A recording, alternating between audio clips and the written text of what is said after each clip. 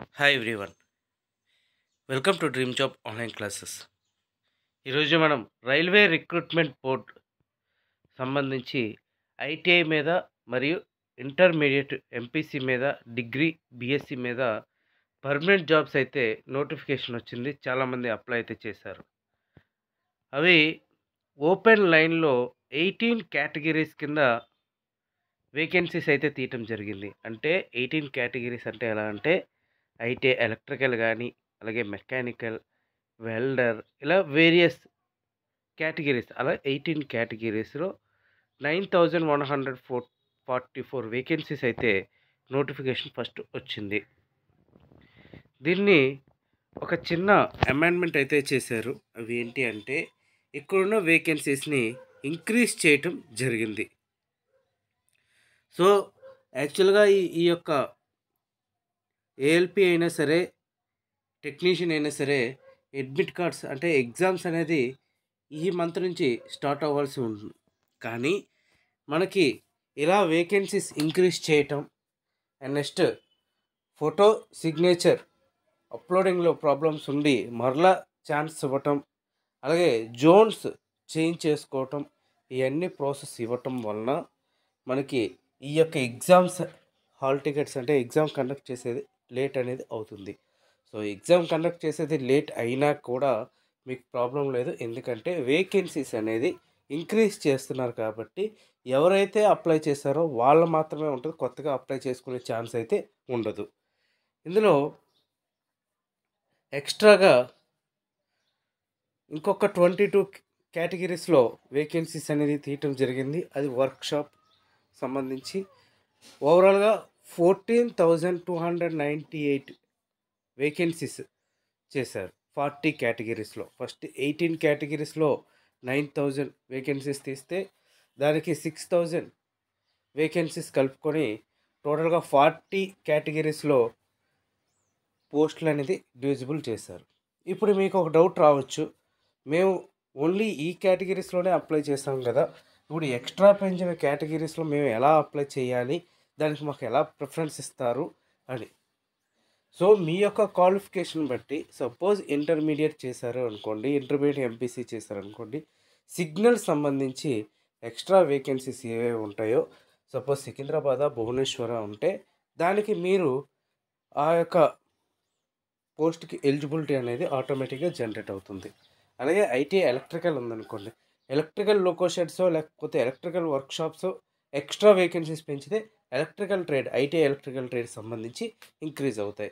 అలాగే మెకానికల్ కానీ, టర్నర్ కానీ, ఫిట్టర్ కానీ ఏదైనా సరే ఆ యొక్క మీ యొక్క క్వాలిఫికేషన్ తగ్గట్టుగా వేకెన్సీస్ అనేది మీకు ఎలిజిబిలిటీ అనేది వస్తుంది.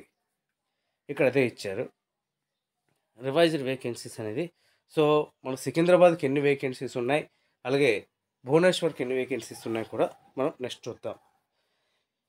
ఇందులో వచ్చేసరికి ఇక్కడ ఇచ్చారు education qualification and medical standards attributes being different from some new categories of posts added for workshops and PU under central notification 02/2024, and opportunity will be given to fresh eligible candidates to apply against central so ఇది ఇచ్చారు. So యాక్చువల్గా extra కూడా fresh applications కూడా ఇక్కడ ఇస్తారు. ఎప్పటి నుంచి అంటే 15 డేస్లో మనకి ఇవ్వటం అయితే జరుగుతుంది. The link for submission of online application for the fresh eligible candidates will be live shortly for period of 15 days on the official website of all RRBs. So ఈ యొక్క వేకెన్సీస్కి ఫ్రెష్ అప్లికేషన్ అనేది ఓపెన్ చేస్తారు. మనం అనుకున్నట్టు కొత్త అప్లికేషన్లు కూడా వస్తాయి. ఎగ్జిస్టింగ్ క్యాండిడేట్స్ ఎవరైతే అప్లై చేసి ఉన్నారో given opportunity to change the option of RRB along with preference of zonal railways. అంటే ఎవరైతే ముందుగా అప్లై చేసి ఉంటారో వాళ్ళకి చేంజింగ్ అనే ఆప్షన్ అనేది ఉంటుంది. సో లింక్ అనేది 15 డేస్లో మోడిఫికేషన్ అనేది ఉంటుంది. ఇది ఒక న్యూ నోటిఫికేషన్ కూడా మనం చెప్పుకోవచ్చు. అండ్ టోటల్గా టెక్నీషియన్స్కి ఇక్కడ ఎలిజిబిలిటీ అయితే ఇచ్చారు. సో ఆ ఎలిజిబిలిటీస్ అన్నీ కూడా ఐటీఐ ఉండాలి కంపల్సరీగా. వెల్డర్ అయితే వెల్డర్, టర్నర్ అయితే టర్నర్, ఇవన్నీ కూడా ఉండాలి. ఇంకా సిగ్నల్ సంబంధించి కూడా ఇవ్వటం అయితే జరిగింది. ఎలక్ట్రికల్ ఫిట్టర్ ఇక్కడ చూసారు కదా, సిగ్నల్ గ్రేడ్ 3 ఇంటర్మీడియట్ కూడా ఉంటే సరిపోతుంది. కాకపోతే ఫిజిక్స్ మ్యాథ్స్ ఉండాలి. ఓకే, కొన్నిటికి ఓన్లీ ఐటీఐ ఉంటే సరిపోతుంది. ఐటీఐ ఉన్న వాళ్ళు కూడా దానికి అప్లై చేసుకోవచ్చు. ఇంకా వేకెన్సీస్ చూద్దాం. వేకెన్సీస్ వచ్చేసరికి మనకి సికింద్రాబాద్ అలాగే భువనేశ్వర్. ఫస్ట్ భువనేశ్వర్ చూద్దాం.